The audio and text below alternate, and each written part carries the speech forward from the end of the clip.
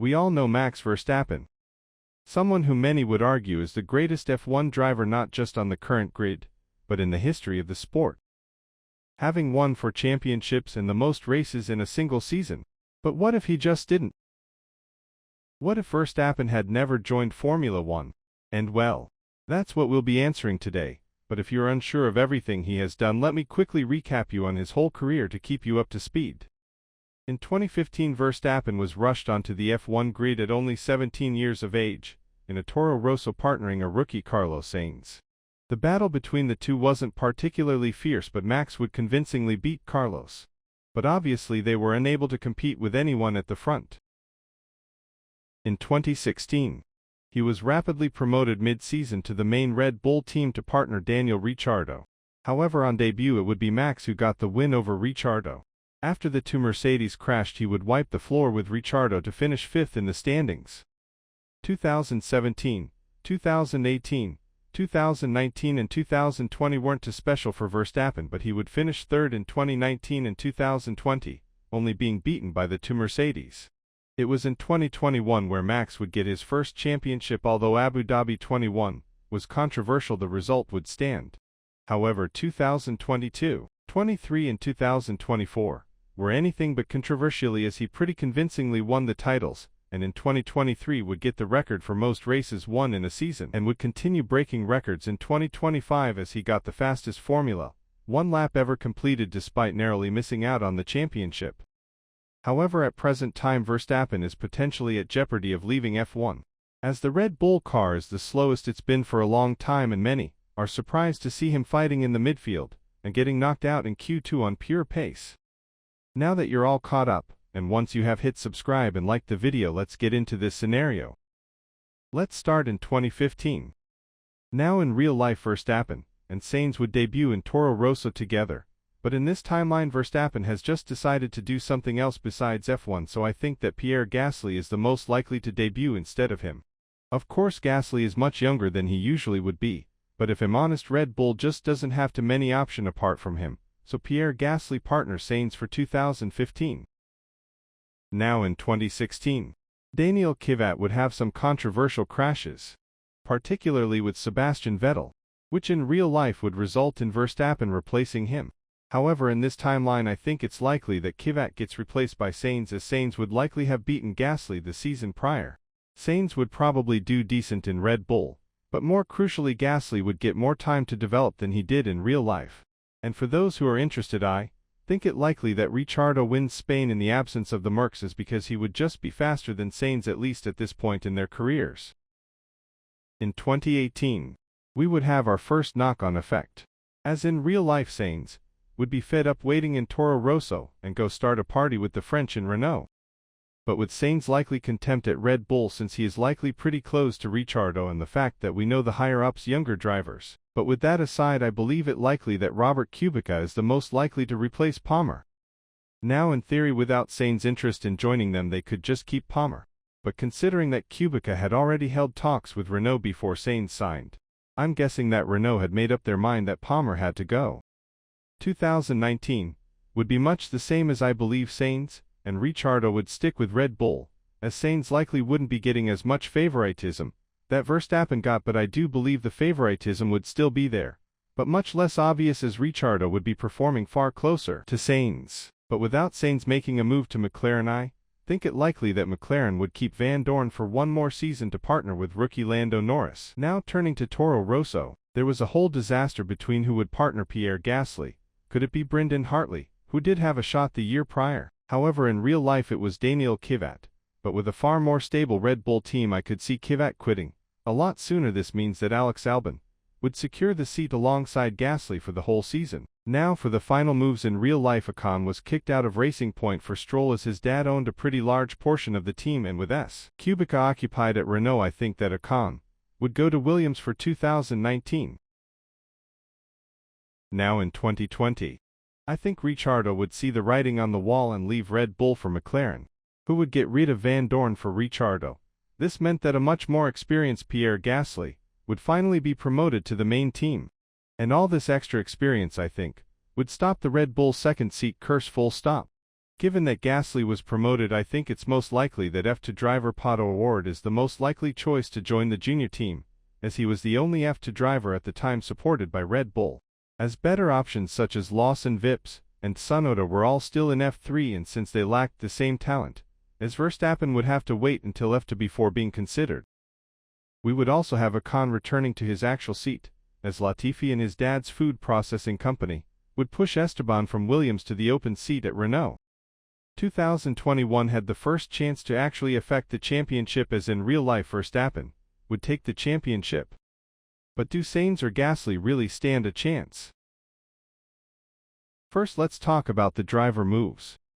Similarly to real-life, McLaren and Zak Brown would realize that Ricciardo was only getting worse and would buy him out of his contract. Ferrari, who needed a driver to replace Vettel, and in most of the grid's eyes Ricciardo was still a top driver, resulting in him signing for Ferrari. His open seat in McLaren would be filled by Perez, who made way for Vettel at Racing Point, now Aston Martin.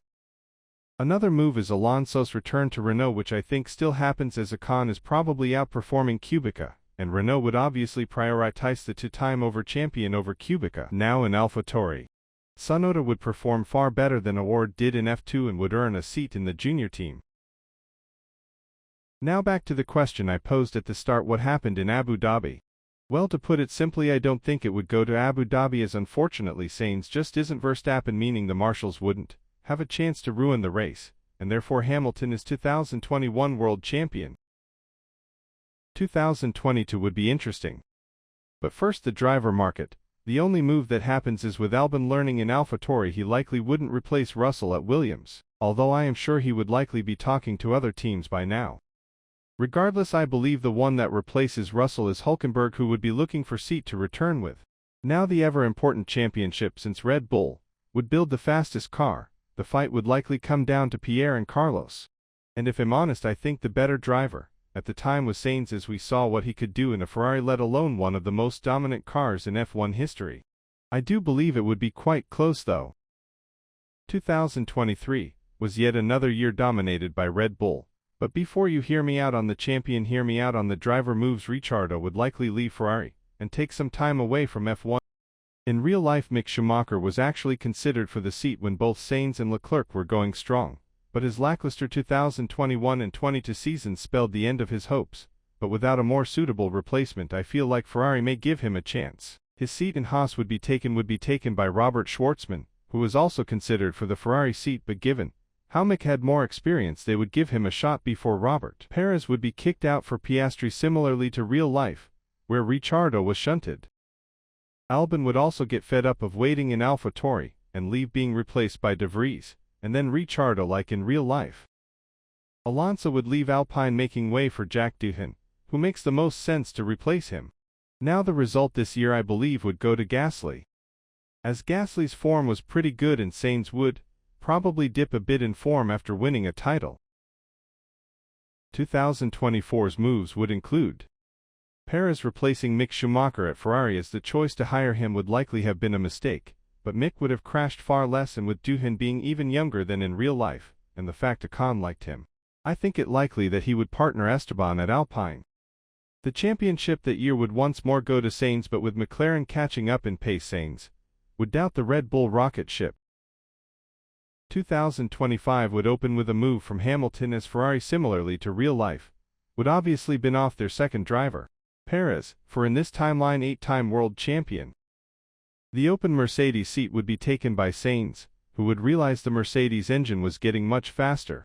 Of course, this means that someone would have to be promoted to the main Red Bull team, and I see no reason why Lawson wouldn't be chosen, as he would replace Ricciardo at the end of 2020 for the same as in real life, meaning Horner would likely make the same call, only without the second seat curse. He would likely stick, but would be drastically outperformed by Gasly.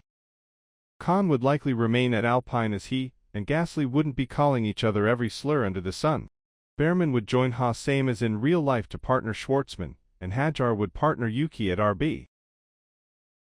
Hülkenberg, same as in real life, would see promise in the German works team and move to kick Sauber in preparation for Audi. Of course, Sauber would still sign Gabi Bortoleto as well, Nico's seat at Williams, which would be taken by the experienced Perez.